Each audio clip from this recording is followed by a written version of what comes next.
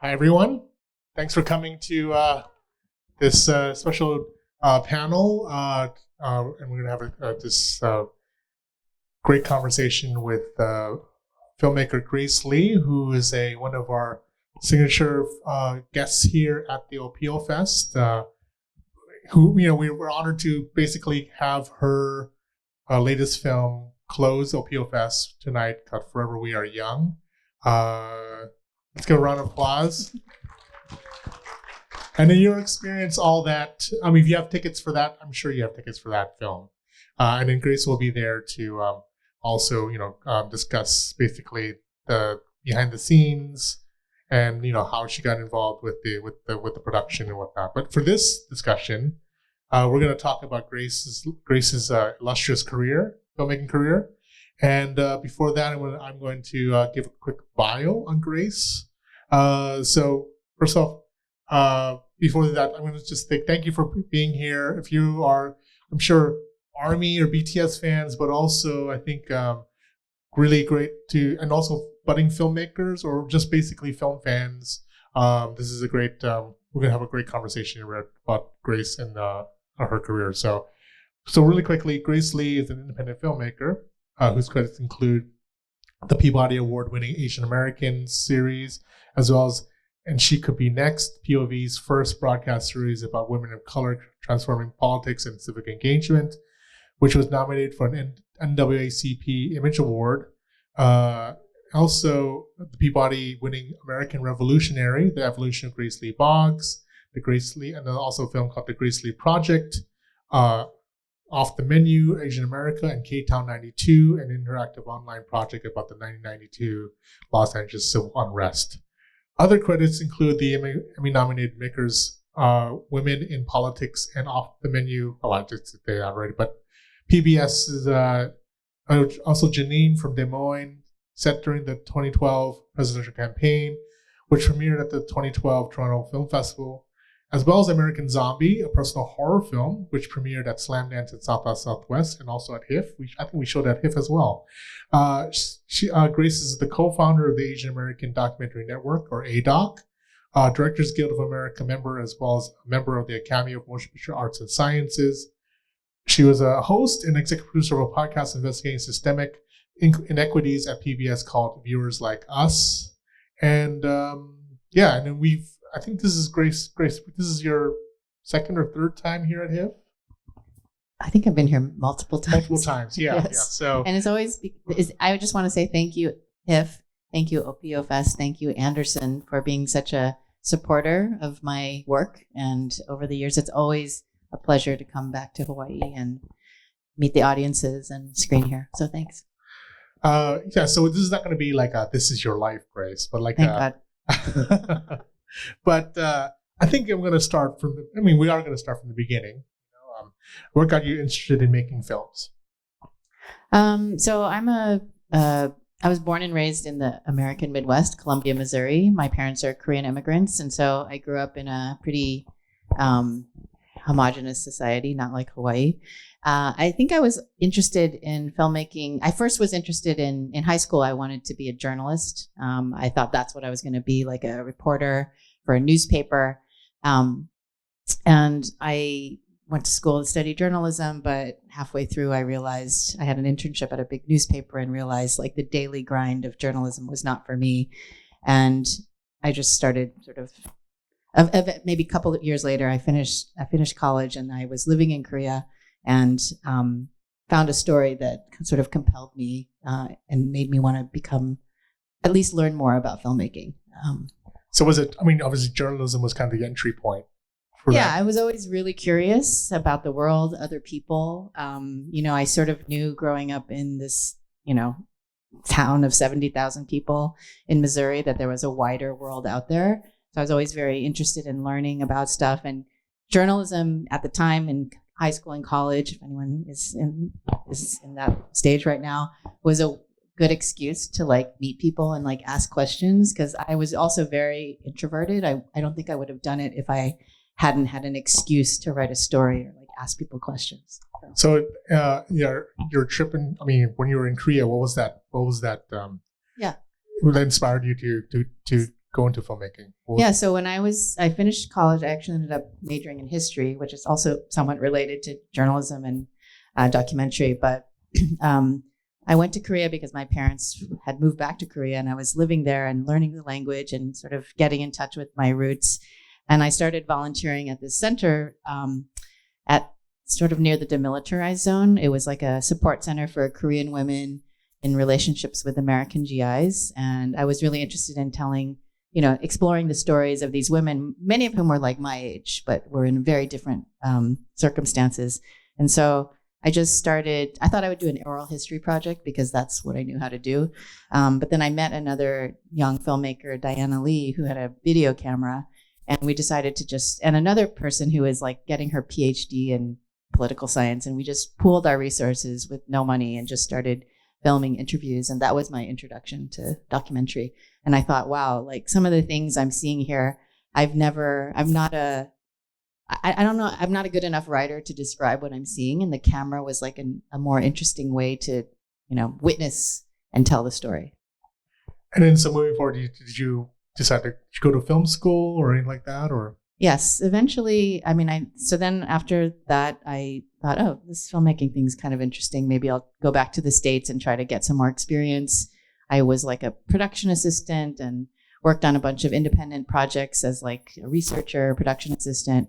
And while I was doing that, I thought, oh, okay, I think I need more tools to tell my own stories. So I'm going to go to film school. And that's what I ended up going to UCLA in the master's directing program to sort of gain more tools and gain more ways to tell stories, not just through documentary, but through like working with actors and writing scripts and stuff.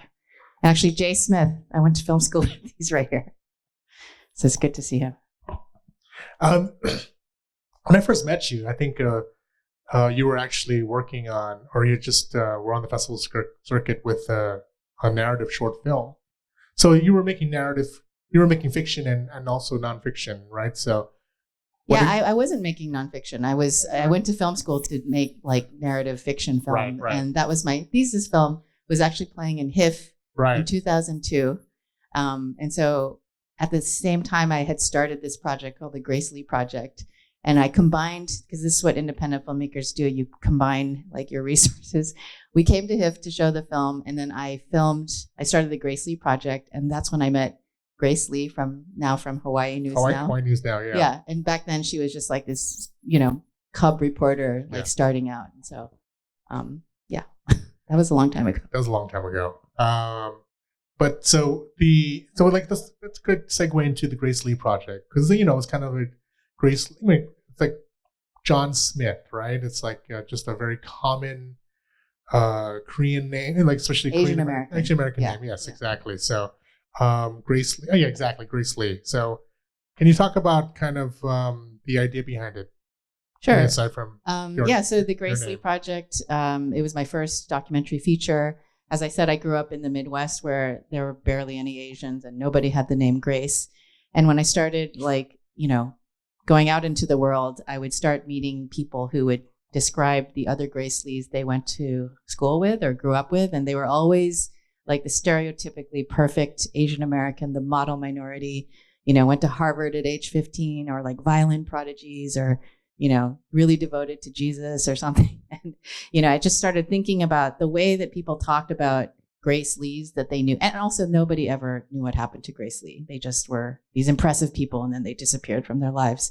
So I wanted to make a film that explored, this aspect of Asian American female identity by finding a bunch of different Grace Lees. And so the film is kind of an exploration into identity and Asian America. And it was. But what was it like turning because your name, what was it like turning the camera onto yourself and looking? I knew that it was going to be like a personal story. And I think oftentimes first-time documentary filmmakers work on the project that is closest to them. And this was something that I, for years, I didn't want to make it because I thought it sounded too self-indulgent, but it just kept having, even when I was at UCLA, I think I had the idea before I went to film school, but when I was at UCLA, there were 12 other Grace Lees on the campus, and I started getting their emails. I was like, okay, this is a phenomenon that I need to investigate. And turning the camera on myself, the good thing is I got to share the screen with a bunch of other Grace Lees. I knew I had to be the kind of driving narrative force to help tell the story. So in a way, I'm in it, but I'm not really in it. Like I don't go that deep. Right. I'm just there as a vessel to help, bring out these other Grace Lee stories. And then, so was that, because you went to film school, getting your MFA in narrative filmmaking, and then Grace Lee Project, it's, obviously a documentary. When did you, and that just kind of snowballed into just going into more documentaries exclusively? You did make a narrative film feature with American Zombie, but you just talk about more of the documentary space. I think for me, it's always been what you get the idea first or the spark, and then what is the best format to tell the story. I'm not very tied to narrative or documentary or, particular boxes. And so it's more just like, what is the best medium to tell the story? I think I thought after film school, I would try to make more fiction. I did, but it was always sort of going back and forth, fiction and documentary, and also fictional documentaries or documentary narratives, so I've always had the kind of documentary, like I always love like real people, like interacting with real people because it's so spontaneous, and that's always been a part of my work. So it's not really answering your question, but no. Do you think I think that usually these descriptors or like genres like narrative and documentary, they're all narratives. It should be fiction and nonfiction, right? So, I agree. Whenever people say I'm making a narrative film, it's like, you don't think documentaries have a narrative or a story? That's very short-sighted. Right. Yeah. And so talk about also with the Grace Lee Project, I believe you also was introduced to Grace Lee Boggs, right? Can you talk about Grace Lee Boggs? Yeah. So one of the women I met during the Grace Lee Project was the activist Grace Lee Boggs, who passed away in 2015. She was a Chinese American writer, activist, and organizer in Detroit. And she kind of broke the mold of all the Grace Lees when I was making that film. And when I met her, I knew, there's something beyond, of course, just the name. Like, I want to understand, how did she get here? How did she end up in Detroit? How did she become an activist over, 7 decades? And so that was my next. A few years later, I made that film, and it was really, kind of career-changing experience for me, just because of how long it took, how challenging it was to tell the story, her as a person to get to know. It's sort of like talking to history itself. So it was really impactful as a story and as a filmmaking. And project. Was it organic that way when you had Grace Lee Boggs as a subject of the Grace Lee Project, and then just kind of like the jumping off point to really do more research, really delve into her and creating a project all in itself for about her. I think the minute I met her, when I met her, she actually was on the UCLA campus, and I was like, she kind of crystallized for me at the moment, like, okay, the Grace Lee Project is a film now. I know I can anchor her. And then she said, you should come to Detroit. And so I went to Detroit with my film school friends, who I still work with today. And the very first day, I was like, I need to make another film. I don't know how it's going to happen. I don't even know how to do it, or if I'm even the right person to do it. It seems very challenging, but this is something I need in my life, because her life and her everything that, all the movements, all the communities she's been a part of, is just history, all of that stuff. Detroit, the city of Detroit, it almost felt like a dissertation trying to figure out how to make that film. So, it was a years-long process, right? So kind of like how, maybe, so you're inspired, okay, you interview her, you decide to create this, to produce a feature length or whatever project solely on her and her work and her life. What is the kind of like, how do you go about kind of doing the research, interviews and whatnot, getting the funding? All that. Okay. It was very hard, because even for me, I was like, how could I have not known of this person? I studied history. I studied American social history. Here's this Chinese American, this Asian American woman from the Midwest. how did I never hear about her in books or whatever? And so I thought it would be a no-brainer. Like, everybody needs to know this story. But in that day and age, which was, 15 years ago, she's not a celebrity, it's like, and she's not doing something active right now. Most of the amazing things about her life are her ideas and what she's done in the past. And so that was also a challenge. Like, how do you convey to funders and people that this is, the evolution of ideas, the evolution of somebody's like political development is worth a story, right? So it was really challenging to try to figure out how to put that together. And it was sort of step by step. I had all this footage. I knew I could just keep interviewing her. Like, every couple of years I would come back and film something with her in Detroit. In the meantime, we were collecting all of this archival footage to help tell the story of the movements that she was part of. Back then she barely had any kind of her own archival. So it's not like they were at demonstrations taking selfies of themselves, So we had to delve through all these different archives in all kinds of places, the National Archives to local Detroit archives, individual archives, to collect all of this stuff. And then, working with one of the top documentary editors, whose name is Kim Roberts, we also sort of wanted to make a film that would be really engaging, like bring Grace Lee Boggs to life in a way that, you could feel like how I felt when I was like sitting there watching her speak to an audience, because she spoke in a really accessible way, right? And we wanted to make a film like that to sort of share this like history of her life and her movements and stuff. So it was just kind of toiling, trying to apply for grants, failing. I think this was at the very beginning of like, what are those things called? Like Kickstarter campaigns. Yeah. I felt like I was getting rejected from so many grants. And then I was like, okay, I just need to raise some money to hire an editor to cut a rough cut or cut something. And so this was a great lesson for me. I put it out there that I was making a film about Grace Lee Boggs, and the people out there wanted that film, like the audience. And that's who funded like the initial sort of, Kickstarter, that's what it was called, so that I could, hire an editor, put something together to actually show what I'm trying to do, because it was too difficult, again, to explain it in writing. And then I think that's when the support started coming in. So, and then, especially as an independent filmmaker, the reliance on festivals, right? Film festivals, circuits and whatnot. It's like, especially with Grace Lee Boggs, and she was still alive when the film premiered and whatnot. Yeah. So, just can you talk about kind of like basically incentivizing these screenings by having Grace there as well?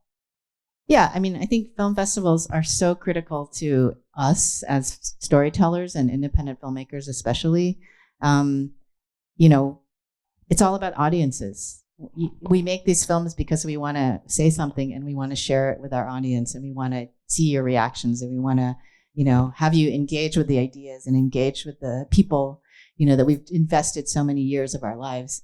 And film festivals, particularly like with Grace Lee Boggs documentary and Asian American film festivals, I think people are so hungry to see somebody like her on screen. And it was really satisfying to be able to not only do that, but then also have like a, POV public television broadcast, so that, all of the United States, if you had just a television, could watch her. So that was really meaningful to sort of, have that combination of film festivals where you get like intimate audiences and interactions with the film and the subject, but then also, sort of builds the path to let people know that there's like a bigger screening, a bigger, release. Yeah.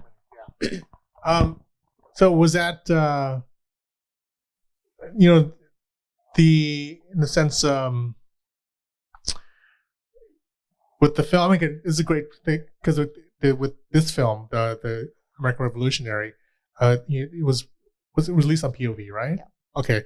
So you're learning more on kind of like, I guess let's talk about kind of the apparatus of public television, and navigating that, was this like more just trial by error, like looking at kind of, looking at, who are the right partners to work with, and whatnot. How do you kind of, in the way, because there are very little avenues, especially for documentaries, right? Yeah.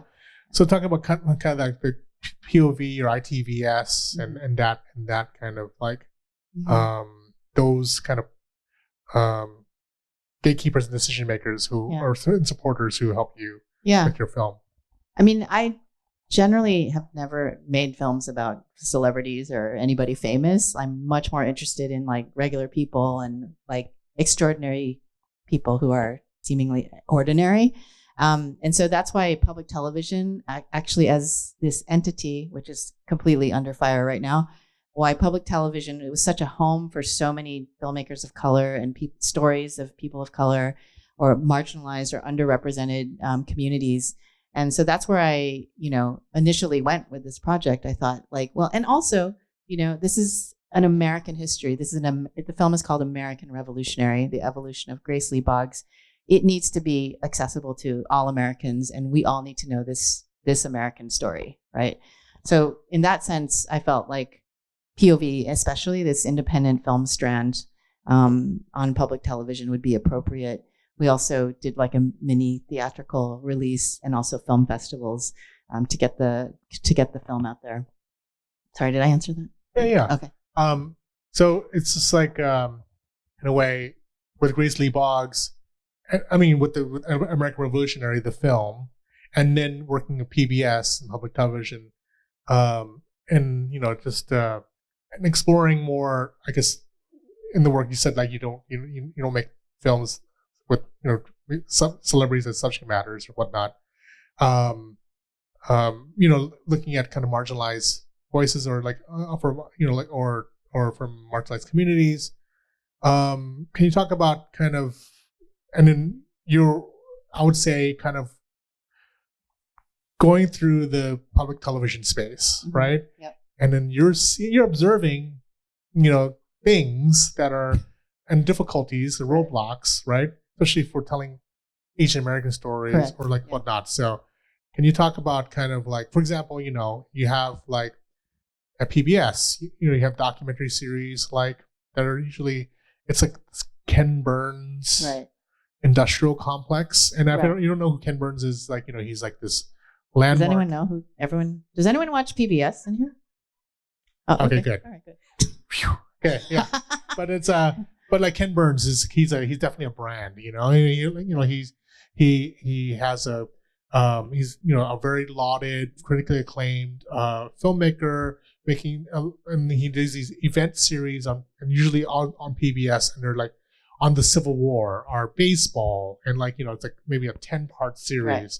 He did the one on the Vietnam War, right? Oh, yeah. Yeah. So it's just he usually, because his funding is so scarce, right? Like that he usually sucks up a lot of the resources and whatnot. So and that's kind of like where I think, and there's difficulties especially for other filmmakers, especially filmmakers of color, right? Or like so, and he's telling stories about marginalized communities, like, and look at that. Yeah.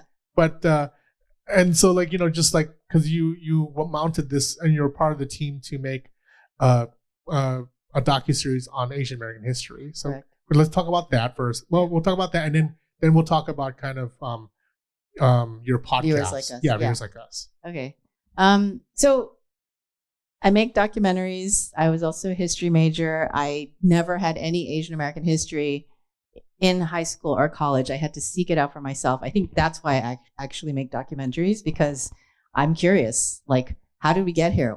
Why did I not learn about Grace Lee Boggs? And so I think that has been sort of like an overarching theme to my work. Like, what does it mean to be American? Who am I? The Grace Lee Project. What does it mean to be Asian American? And so, sort of in this kind of like mindset where I've been making my films, over the years, I made all these projects. I did some things for commission on women in politics, Asian Americans in food, like all these things. Finally, around 2018, 19, there was this Asian Americans history series to be on PBS, which was made by an all Asian American team. Renee Tajima Pena, Don Young from Center for Asian American Media. was sort of like the dream team for Asian American documentaries. And we got to tell, 150 years of Asian American history in 5 hours, right? It's also the same year that I had embarked on, or a couple years before I'd embarked on this 2-part documentary called And She Could Be Next, about women of color transforming American politics as organizers and candidates. So we followed, we had this really awesome team of women of color, field directors and producers to make a project looking at the 2018 election when, 2016, we didn't get a woman president, but in 2018, there was this historic movement of women of color running for office and organizers doing the same thing. So we made that film. We followed people like Stacey Abrams running for governor of Georgia, Rashida Tlaib, the first Palestinian woman now in Congress, but she was just mounting her campaign back then. A lot of really interesting people. So in 2020, both of those projects came out on public television, the Asian American series, and also And She Could Be Next. And I had just been in public television for a long time and sort of observing how it worked and whose stories get to be told and what space is made for the rest of us.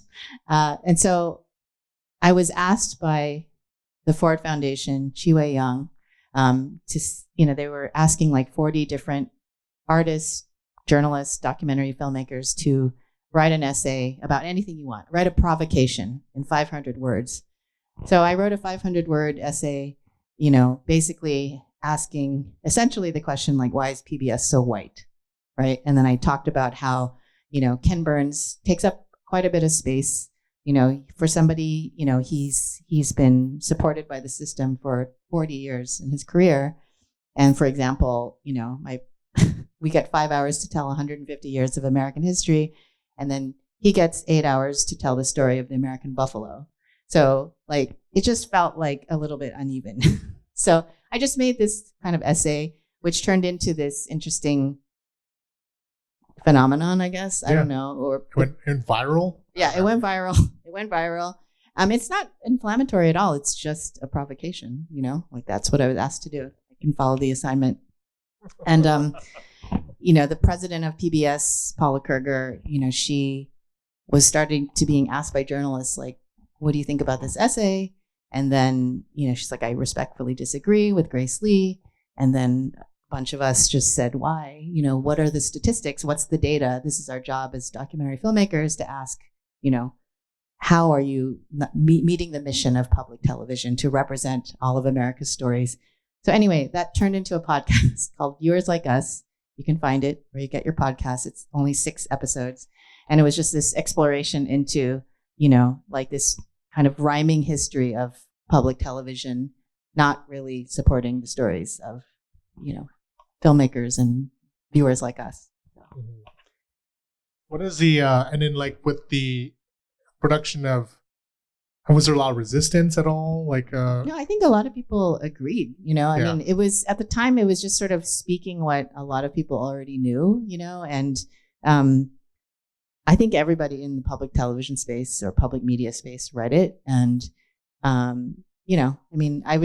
don't think it was not inflammatory. It was just hey, here's some observations. I believe in this institution. I believe in public media. I think it should be better.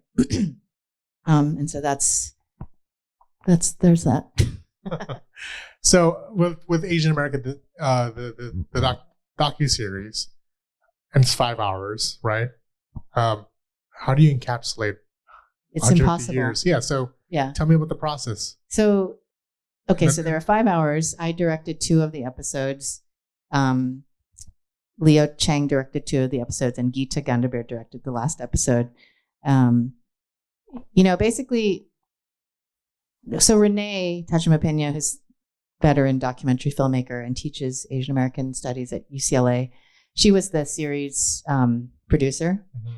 She came up with the treatment and everything. And so, I think our goal was, we only have 5 hours. We're going to try to put as many elements that we can that sort of bring up larger themes of how we look at Asian American history. And it's not it's not I think some people were worried that it was like too dark, because we talked about colonialism, we talked about racism, we talked about all these things that have been part of Asian American history, but it is the history, right? So we, each of us had our episodes and were able to, my 2 episodes, one was the World War II episode, and the other one was the kind of 1960s, like burgeoning of Asian American movement episode.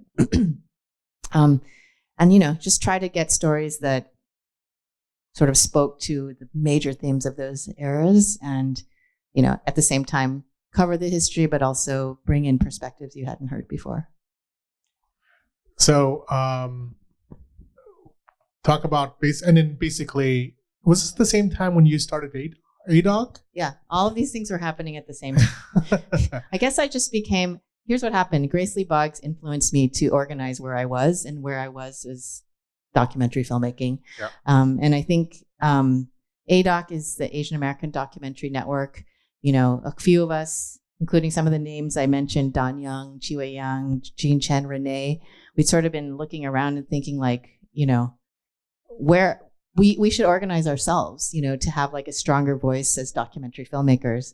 And so we organized this convening at this Getting Real, which is a biannual conference at the International Documentary Association in LA, where we thought, let's just bring together anyone we know who works in documentary, whether they're filmmakers or programmers or executives, whatnot, and let's, get to know each other and be more powerful together. And that was 2016. It's just basically just as a meetup. Yeah, it started as a meetup, and then we basically were early adopters of Slack. Yeah, I love Slack. And then we became, it's basically an international network of filmmakers and anyone related in the documentary space. So if anyone's interested, you can go to a-doc.org and you can join if you identify as Asian American. So, and then how do you, because when you say Asian America or Asian American, it's not a monolith. Correct. How do you be inclusive of all the different communities within the umbrella of? Yeah, if you go to our website, we talk about like Asian American is such a porous identity. It's not even, it was a term that was created in the 60s. You watch my episode on Asian Americans, you can see how. And I think, it covers so many different groups, but if that's how you identify, that's how you identify. There's no one way. And I think in ADOC, my co-founder, Leo Chang, was a Taiwanese American immigrant who lives in Taiwan now. I'm a Korean American living in Los Angeles. We have like a kind of I forgot what we call it, but like a circle of, I forgot the name, but we're very diverse as well, and very consciously trying to bring in different, we actually last year handed over the reins to 2 younger people, Cindy Chung and Pallavi Salmasetti. One is like a East Asian, one's a South Asian, one's a filmmaker, one's works in the like documentary space, in kind of funding and stuff like that. So, and it's very, like many things, it's very intergenerational space. We created it so that emerging filmmakers like anyone here could, have direct access to more veteran people, ask advice, share resources, meet up. And it's been really it's one of the things I'm most proud of because, Leo and I kind of just step back, but it just keeps going. And that's something I craved when I was younger and trying to figure out my way through filmmaking and documentaries. So why reinvent the wheel? We're like, exactly. We've already done it so many times. Right. So are you, it's just because you've been working in the documentary space for so long, but are you, as a storyteller, also kind of like looking for any other fiction projects that you are interested in? Yes. Okay. Yes.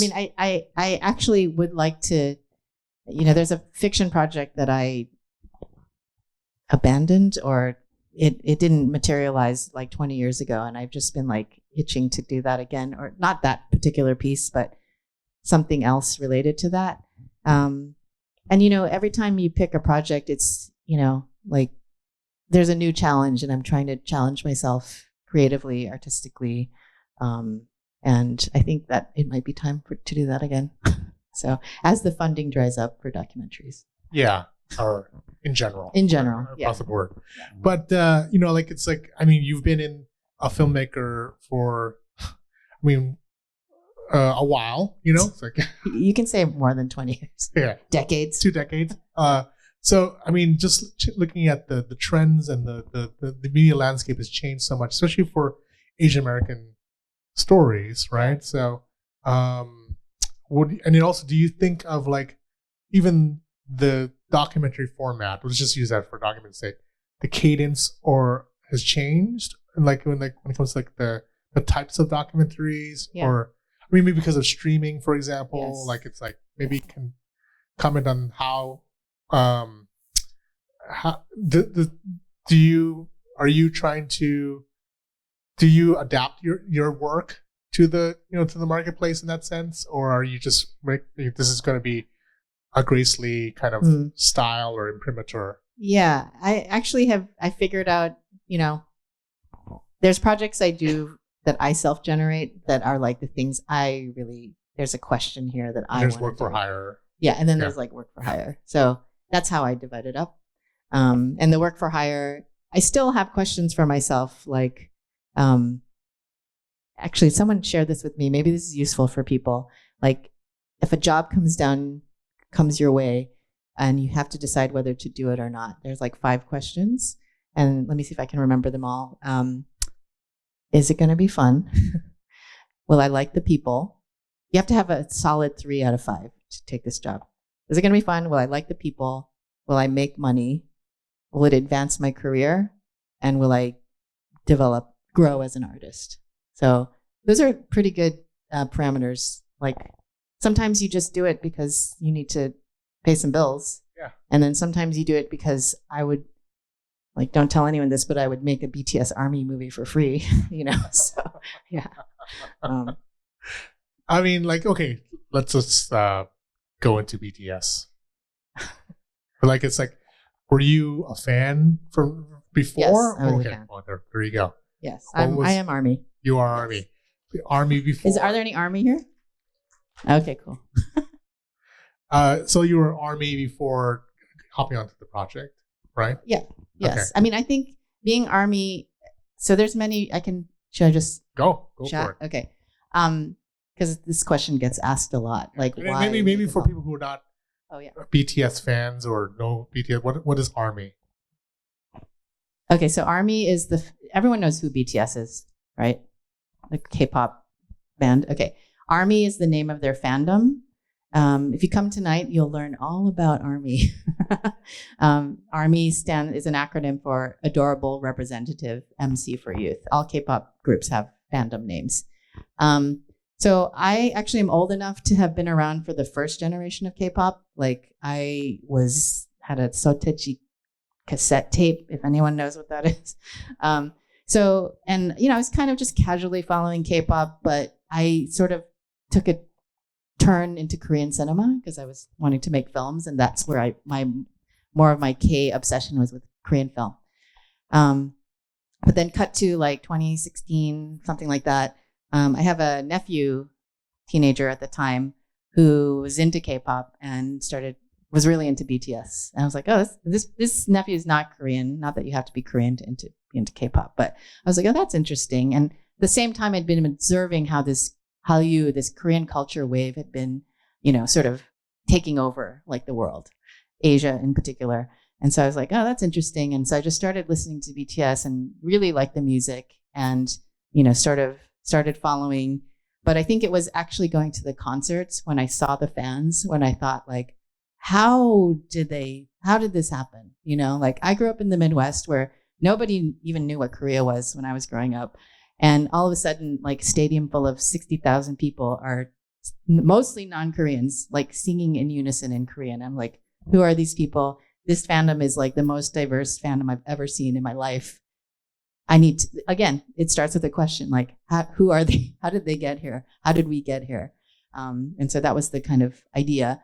And then at the same time, I noticed that Patty On, who's my co-director on the film, Patty is a professor of K-pop at UC San Diego, was obsessively posting about BTS. And I was like, oh, And I advised Patty on another project they were doing related to K-pop. And I just said, let's meet. I think we should make a film about ARMY. And then it just sort of went from there. So what was your first BTS concert? Oh, I actually wasn't able to go to a concert until like the canceled one.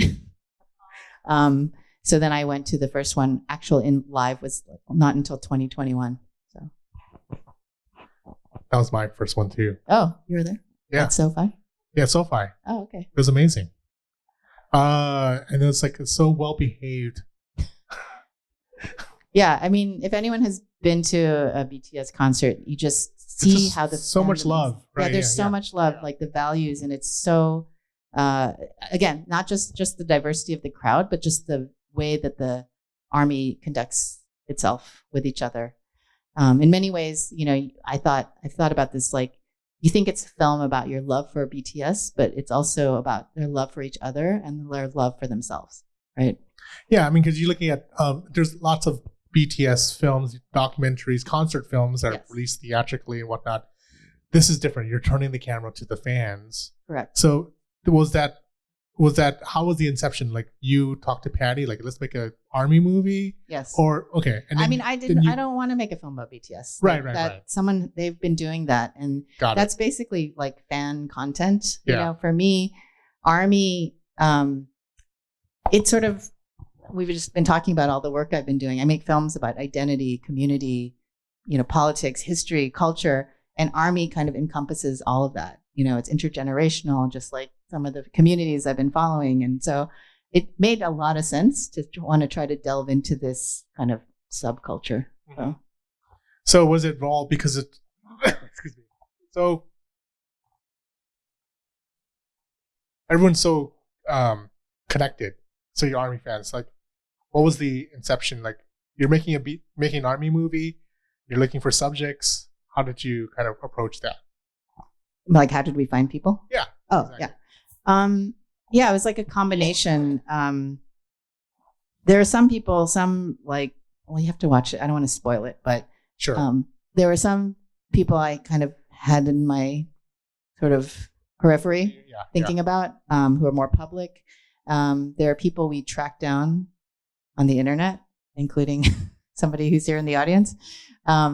There's people we met like in line at concerts and just had like a conversation and realized, it's sort of the same way I make every documentary. It's like this research process, which was very intense and took a really long time, just like meeting people, sort of talking to them, making them understand who we were, what our intentions were. And yeah, I think a lot of and sort of trying to put the combination together, because it's a huge responsibility to tell a story about such a huge, historic, huge fandom. Obviously, we can't include every story, but we tried to, bring in as many as we could that could help tell, through the personal stories of ARMY, we attempt to tell, like, how did this fandom, and, sort of the history of the trajectory of the band and the fandom. So. Let's open up the questions for the audience. Do anyone have any questions regarding any questions for Grace or filmmaking in general? Yeah, go ahead. Hi, thank you. I understand yesterday. I was just curious in terms of the action or the sentiments against the DEI from Washington DC. Has that affected your initiatives, or is there more call to push back against the anti-DEI efforts? Because, Hawaii obviously is very DEI, so I just wanted your comments on that.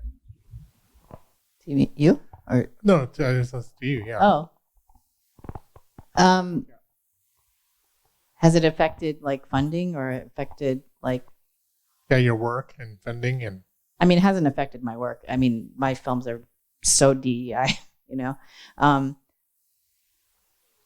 remains to be seen about the funding. It's so new. Yeah. I think it's like it's on a wait and see type of thing, it's like,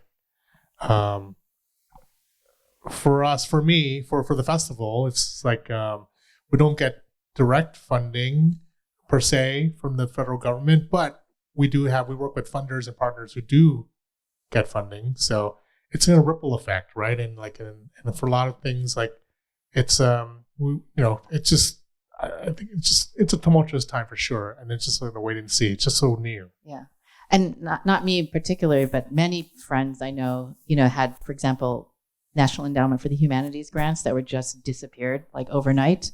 That's definitely affecting people I know, people I'm close to. The fact that PBS, public media, is also under fire. That feels very tenuous as well. So I know, I think it is kind of a wait and see, but I'm not holding my breath. Yeah, the way things are going. Yeah, I mean, and there's going to be definitely long-lasting effects for sure. So. Yeah, I just mentioned that because I have friends in the Japanese American National Museum in LA. Yeah. And a lot of their funding for kids from school just got wiped out. Mm-hmm. Yeah, So I read that's why I about was that. asking. Yeah. Someone else actually and also they made like a really strong statement about what was happening, and someone proposed this to me. I don't know what other people think here, but do Asian Americans have a role in like being part of this resistance in this moment? Because of the historical connections and because of our position in society, I guess. So anyway, something to think about. Yes.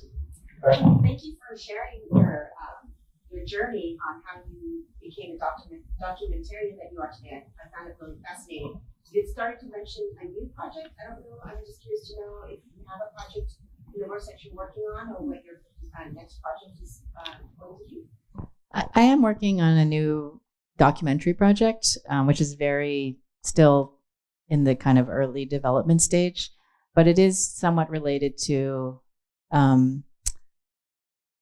again, like I'm always grappling like what it means to be American in America in this moment. So it's kind of in that vein, and I'm just going to throw it out here in case there's any connection, but it's also related to the legacy of Benjamin Franklin. So does anyone have any Hawaii Benjamin Franklin connections? I would love to talk to you. So. I don't. Any other questions? Yes. Has BTS been able to see your film? They're in the military right now, so probably not. Yeah. How's it working with the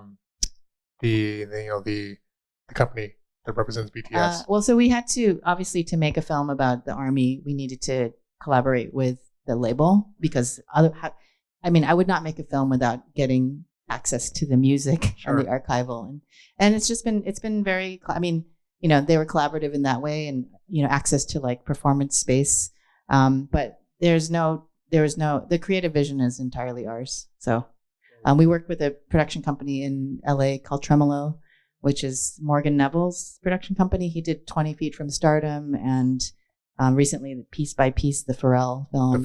The Lego Pharrell movie.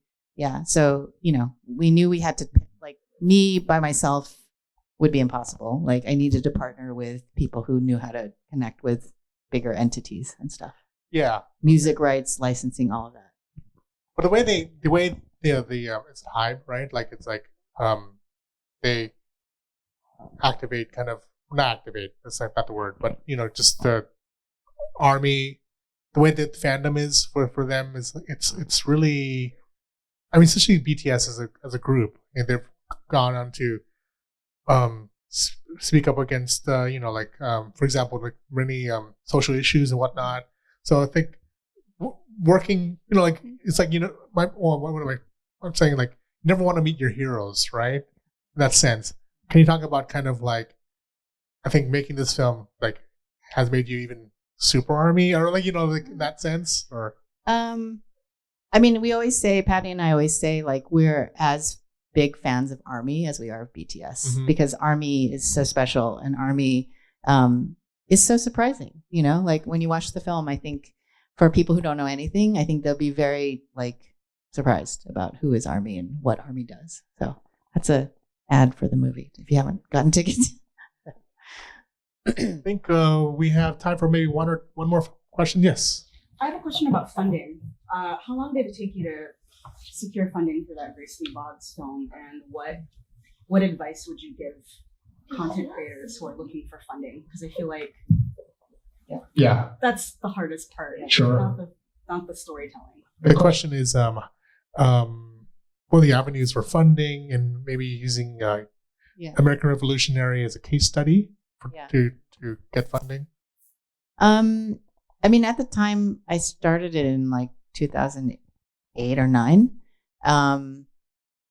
Generally this is how I do it with these independently generated projects where, it's not obvious like who the audience is or whatever.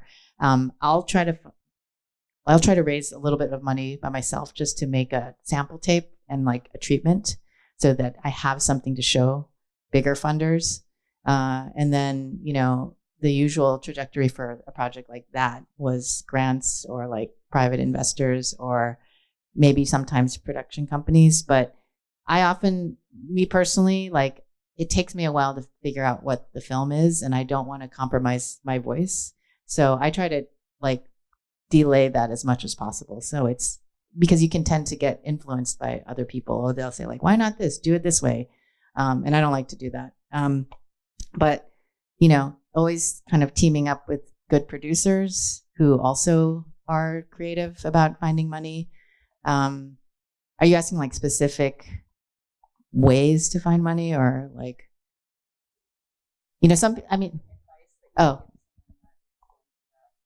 yeah. You can tell me more specifically what you're going through, like not here.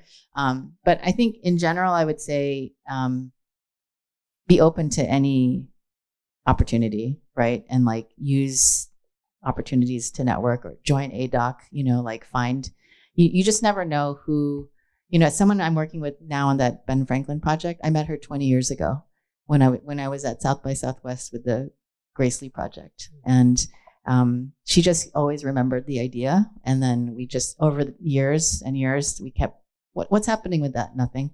And then in this moment, like also with this, I have more experience and more connections and all that.